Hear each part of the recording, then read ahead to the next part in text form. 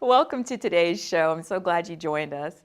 As always, your suggestions and ideas and feedback are what drives the show, so please keep those coming at CourtneyAnderson.com. In addition, I want to thank all of you that I've met over the years in person, whether I've come to your organization or you've come to one of the seminars or keynote speeches that I've had the opportunity to give. So today, we're going to talk about a really popular topic that's been one of the most requested over the years, and I thought we should do a show about it. And it has to do with that very special group of people, so special, who decide that they're not content with just working and doing their best. They want to go a little bit further. And so they are the ones who are brave enough to step out and to actually request additional responsibility. And I'm talking about managers and supervisors. So first of all, it's fantastic for those of you who step forward and say, I want to lead. It's awesome. And I know that many of you do that because it's very glamorous. It's glamorous. It's also so known that everybody who's a manager or supervisor or shift lead, that you're rich. That's where the big bucks are. It's where the money goes, to the leadership. So this is a very popular topic, and the topic is, if my title says manager, why do I feel like a babysitter? That's the topic that we've talked about. So come join me and let's look a little further into this issue.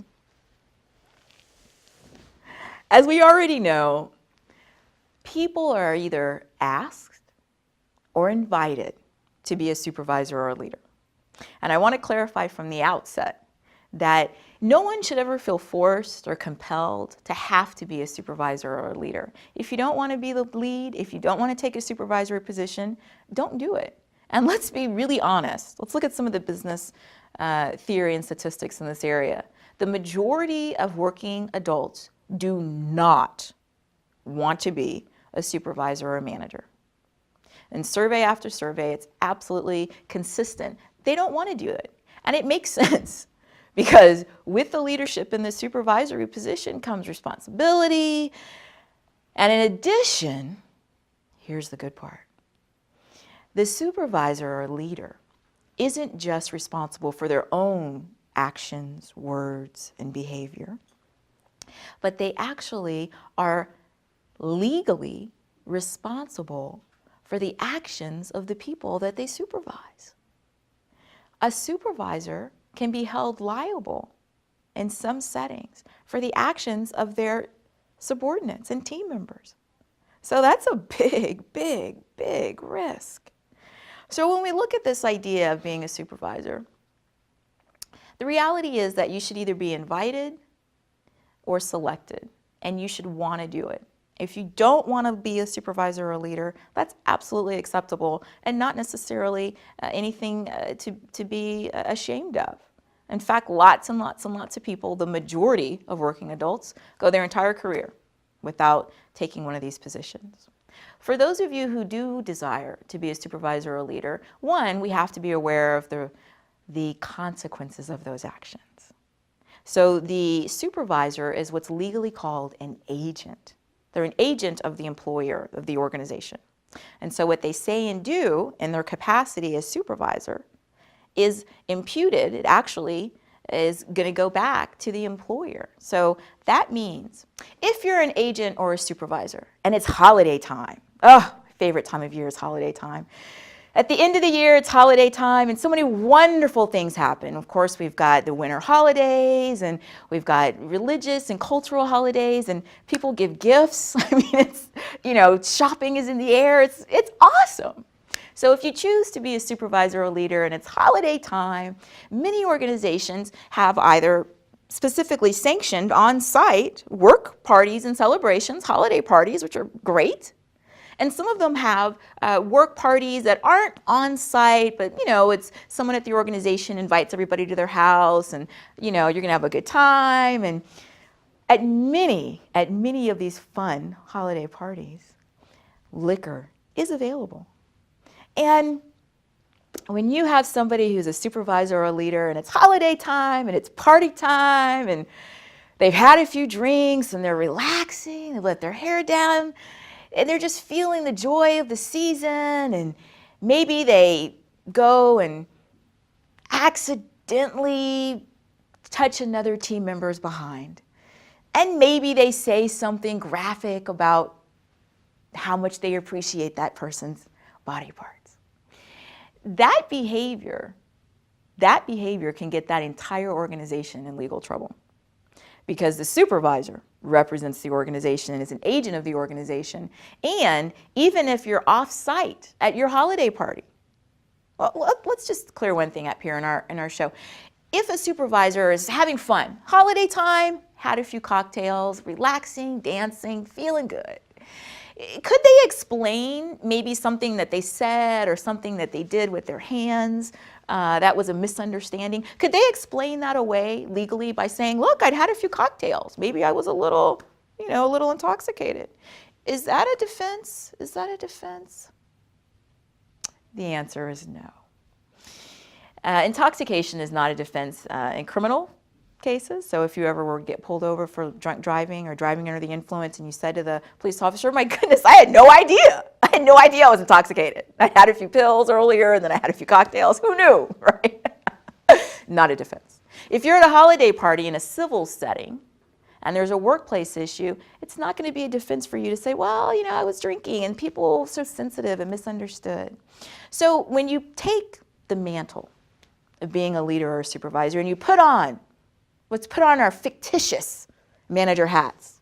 I don't have an actual hat. It would really ruin my hair. But if you put on your manager hat, that means you're wearing that manager hat all the time.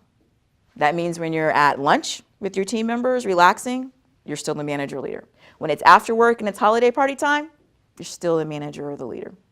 So you really want to think about that and make sure you understand the full scope of responsibility. As always, and in my practice, we talk about what we can and can't do. It's what the law says. It's the lowest level, what we can and can't do, what the law says. We talk about what we should and shouldn't do. That's business management, and a little bit of business ethics. And then we always top it off by asking ourselves, why do I do what I do? And that's where we talk about personal empowerment and some of the psychology behind these issues. So our topic is, my title says manager, why do I feel like a babysitter? The first part of that, and I think one that we really want to take a moment to think about, hiring. It all starts at the beginning, with picking the right people. Now, in my time as an attorney, I've actually done a fair amount of family law. And that's everything from divorces and child custody and those types of issues.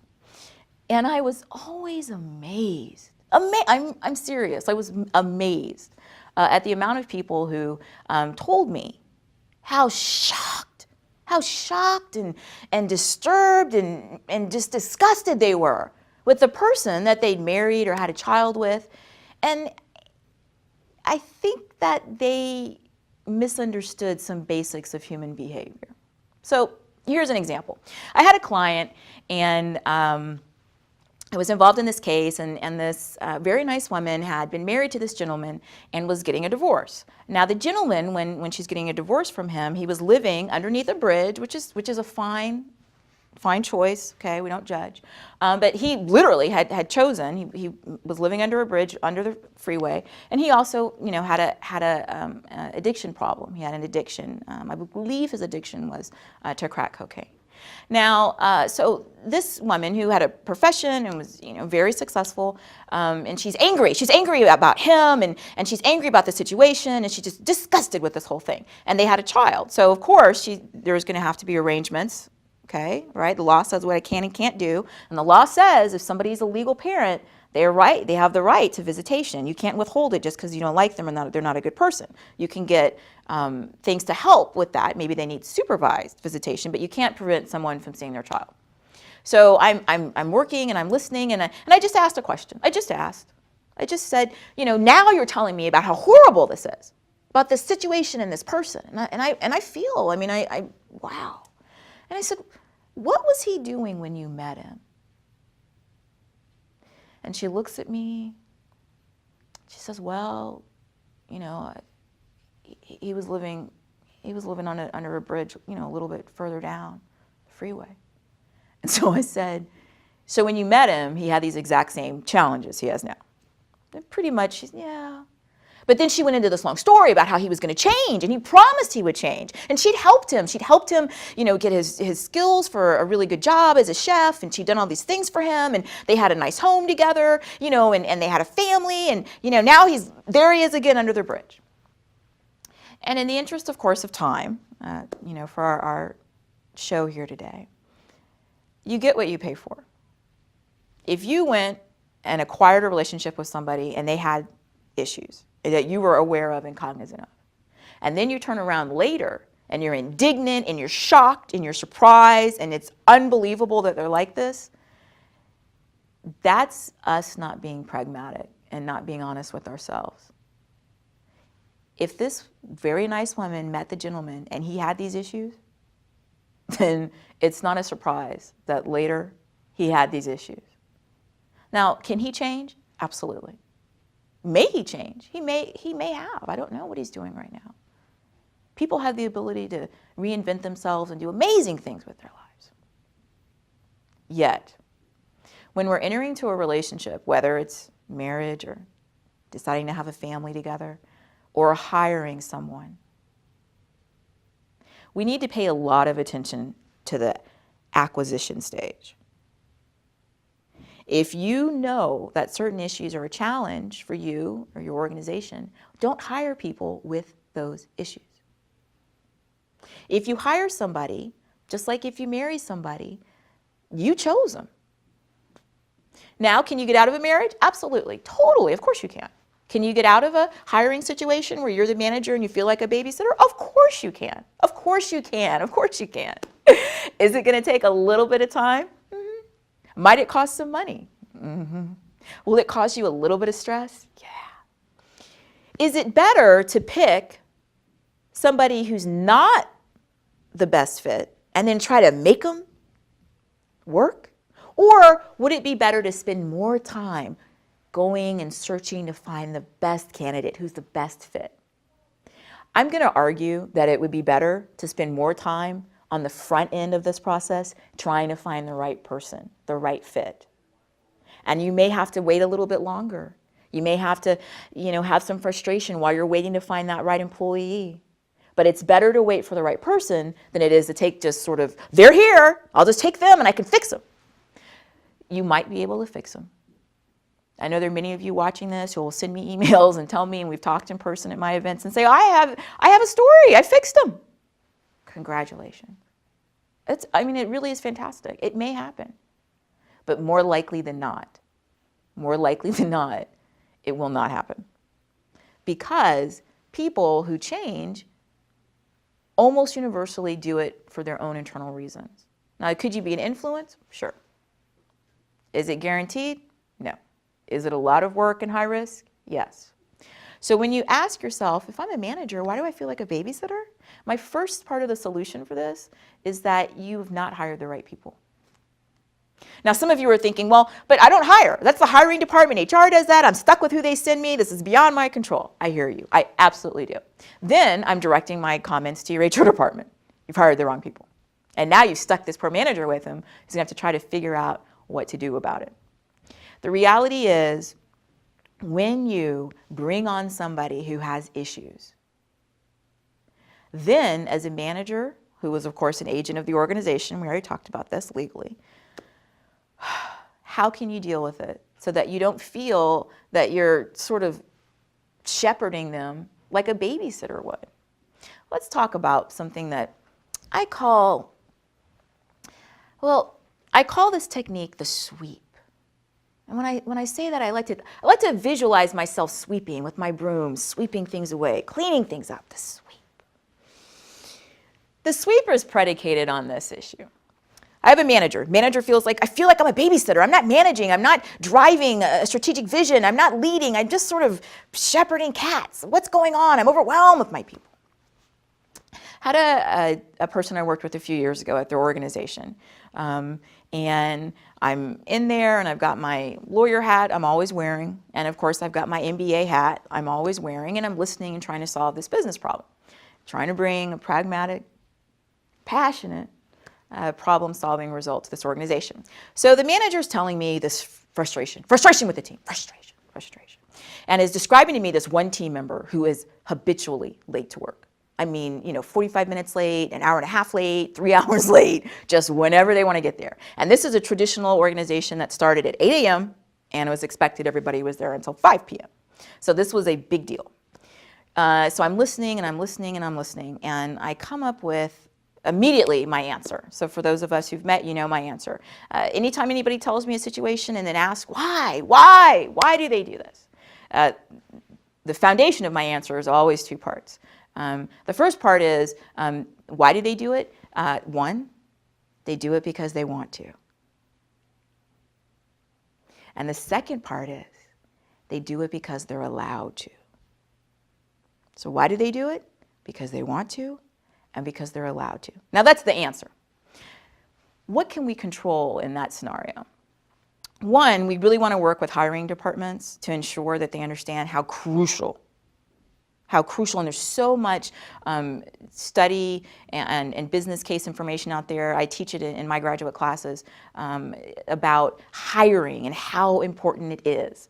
So that is the first part. Once you're beyond that, though, if you have somebody like this person did who's habitually late. So the manager is asking me, oh, what can I do? What can I do? What can I do? The first thing that the manager tried to do was something that I see a lot of people try. The manager calls everybody together. Everybody says we're having an all hands on meeting, having a big meeting. Okay, great. And so this manager gets up, and this manager had a memo, I believe. So the manager has the memo, the manager has everybody in there, right? Away from their tasks, sitting there listening. And the manager's sort of reading this memo, and the manager is saying and says to everybody, I just want to remind everyone of how imperative attendance and timeliness is. This is a requirement that people are timely to work. Now the manager explained to me that she believed in her heart that the one person, we'll call that person Rebecca. That Rebecca's the one who's late all the time. The manager said that since Rebecca was in the room, that Rebecca would hear the manager saying, and I want to remind everyone about being on time and attendance, okay? And that Rebecca would hear it, and Rebecca would think, oh my goodness, she's talking to me. She's telling me that I'm the one that's late. Oh my gosh, I'm going to get to work early every day from now on. That's what the manager seriously, basically believed, that Rebecca would just sort of get that information, absorb it, and then change. Here is more likely what Rebecca would do. If Rebecca was in the meeting, because she's usually late, remember. If Rebecca did show up for the meeting, most likely if Rebecca was listening, because remember, just because someone's physically present doesn't mean they're actually mentally tuned in or paying any attention. But if Rebecca had actually heard the words about the timeliness and attendance, most likely Rebecca would have thought something like this. Oh my goodness, I wonder who she's talking about. Who could be late? Somebody sure is late. I don't know who that is. Glad it's not me. I'm not exaggerating. The person who has the issues honestly doesn't believe they have the issues. That's why when a manager goes to coach them or document it or discipline them, the person gets defensive and gets very upset. And here's the reason why. There's two parts why they do what they do. Because they want to, one. And number two, because they're allowed to. And there's something that companies do that reinforces part two. Part two is because they're allowed to, right? There's something that people are given, and every time they get this, it's a sign to them. It is a tangible, concrete sign to them. I am awesome. I am doing exactly what I'm supposed to. And that thing is their pay. So every time Rebecca got paid, every direct deposit, every single time, she thought to herself, see, I'm doing my job. Otherwise, they would have fired me. So that tells her, not just are they allowing it, they're rewarding her behavior. So as long as that goes on, Rebecca's not going to change. And those sort of vague meetings, some people send company-wide emails, they're just sort of hoping that the person who's the challenge gets the message. It doesn't work. It doesn't work. They don't realize that they're a problem. They think they're awesome. I guarantee when you go to talk to them, they'll tell you they're the hardest worker in the whole office. They always believe that. They always believe it. So the sweep is where the manager just takes Rebecca and thinks, I just have to get rid of Rebecca. Rebecca's my problem. That's what's causing all my other issues with morale and my other team members. And so they just sweep Rebecca. They just move Rebecca to a different department or to a different shift or to a different area. Nothing has been solved. Nothing. Rebecca's still rewarded with her payday. Now another manager is going to have that challenge. Unbelievable behavior. Not problem solving. If a manager feels like a babysitter, it's first because the manager has inappropriate team members. The manager can either work to help change the behavior of those team members through coaching, discipline, documentation, or the manager is going to have to accept the situation and confront those team members. If that team member will not change their behavior, then at some point, that manager and leader is going to have to make a decision that they're not going to be able to stay and continue to behave in that way. That's the hard part. And I know a lot of you that we work together, and I hear it, even though I never feel it. People say, you're so tough. I don't think I am. I just think I'm realistic and I'm pragmatic, and I understand. So you shouldn't have to feel like a babysitter. If you do, there's some solutions all the way through that process that can be employed. As always, come to the website where there's lots of companion content that goes in a little bit more detail on these issues. But management should be really an enjoyable experience. It's a wonderful thing to be entrusted with leadership. I thank you so much for joining us today, and have a great day.